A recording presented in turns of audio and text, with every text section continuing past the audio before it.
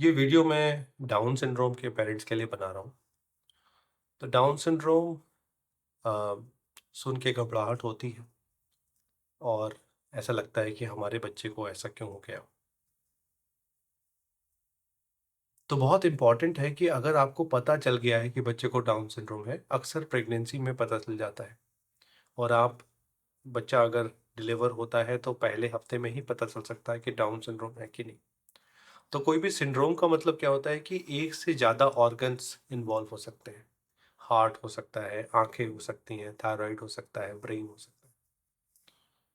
तो सबसे पहले तो बहुत इंपॉर्टेंट है कि हार्ट को चेक कर लें कि हार्ट में कोई प्रॉब्लम है कि नहीं। और उसके लिए हार्ट का स्कैन, एकोकार्डियोग्राफी स्कैन और ईसीजी करना चाहिए।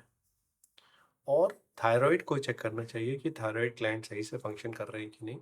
थायराइड का जो हार्मोन होता है वो ब्रेन डेवलपमेंट के लिए बहुत ज़रूरी होता है।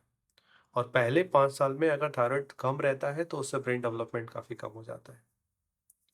दूसरी चीज़ जो होती है कि उनके मसल का टोन लो होता है। शरीर का टोन का मतलब है जैसे मैं सीधा बैठा हूँ, इसके लिए मैं कोई मेहनत नहीं कर रहा हूँ, मेरे मसल्स उस टोन में हैं। तो मसल का टोन इन बच्चों में लो होता है तो इनको जो भी एक्टिविटीज़ हैं जैसे गर्दन रोकना, बैठना, चलना, वो देर से आता है। देर से आता है इसका ये मतलब नहीं है कि आएगा नहीं, देर से आता है। और जब आता है तो उनके शरीर फिर भी ढीले होते हैं तो काफ़ी एडजस्टमेंट करके वो चलते हैं, पैर खुला रखते हैं और साइड जो है वो बाहर की तरफ रहता है। तो इसमें हमारा काम क्या है कि कैसे हम मसल टोन को इम्प्रूव कर सकें, कैसे इनकी कोर स्ट्रेंथ को इम्प्रूव कर सकें।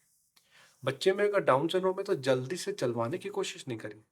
कोशिश करिए देर से चले कोई बात नहीं, पर कोर अच्छा हो, उसका टोन अच्छा हो, क्योंकि बाद में वो चले तो कॉन्फिडेंस से चले। चलने का कॉन्फिडेंस बहुत इंपॉर्टेंट है।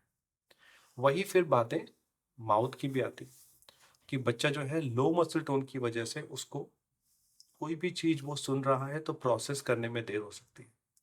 फॉर एग्जाम्पल अगर आपने कुछ बोला जैसे बॉल, तो बच्चे की प्रोसेसिंग स्लो है, तो जब तक वो प्रोसेस करेगा, अगर आप बॉल, बैट, क्रिकेट बहुत सारी बातें बोल देंगे तो बच्चा प्रोसेस नहीं कर पाएगा।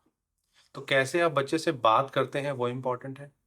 और धीरे बात करें, ऐसा ना समझे कि बच्चा नहीं कर पाएगा। अगर आप स्लो करेंगे और मसल टोन पे काम करेंगे और एक प्रोसेस में काम करेंगे तो चीज़ें बेहतरीन तरीके से होंगी, रादर देन जस्ट हो जाएंगे।